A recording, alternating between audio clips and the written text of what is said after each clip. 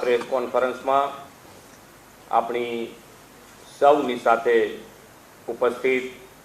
પ્રદેશ ભારતીય જનતા પાર્ટીના યશસ્વી અધ્યક્ષ શ્રી જગદીશભાઈ વિશ્વકર્મા, અમારા સાથી નાયબ મુખ્યમંત્રી શ્રી હર્ષભાઈ સંઘવી,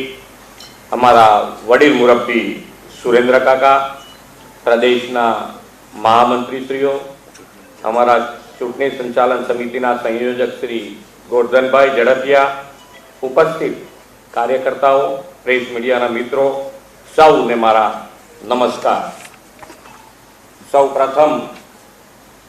હું ગુજરાતની જનતાનો હૃદયથી આભાર વ્યક્ત કરું છું કે એમણે માન્ય નરેન્દ્રભાઈના વિકાસની રાજનીતિને સૂઝ સાથે, સમજણ સાથે,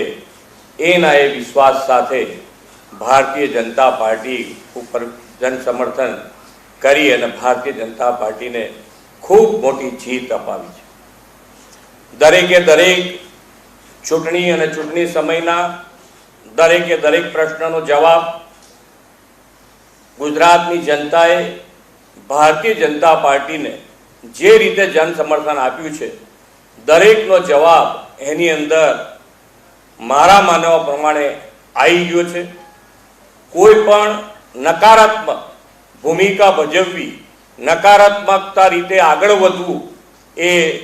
ગુજરાતની જનતા ક્યારેય સાંખી લે એમ નથી અને પોઝિટિવલી, જેને કહેવાય કે વિકાસ અને વિકાસની રાજનીતિને આગળ વધારવા માટે, વિકસિત ભારતનો જે સંકલ્પ છે માનનીય વડાપ્રધાનશ્રીનો, એને આગળ વધારવા માટે જનતાએ ભારતીય જનતા પાર્ટી ઉપર વિશ્વાસ મૂકી અને જન સમર્થન આપ્યું છે। આજ માન્ય વડાપ્રધાન શ્રી નરેન્દ્રભાઈ મોદી, અમારા વડીલ મુરબ્બી